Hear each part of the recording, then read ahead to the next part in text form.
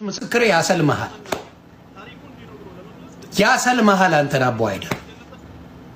ይሄን እርግጠኛው ነኝ ነው ማለት ያሰልመሃል። ምክንያቱም እኔ እምወደው ወንድሜ ወንጌላዊ ተክሉ አገናኝቸው ነበር፣ ነግሬው ነበር። ጌታ ኢየሱስ በሚያውቀው ቪዲዮ አለ፣ ለታሪክ ተቀምጧል። እኔ ወንጌላዊ ተክሉን ምን ብየዋለሁ?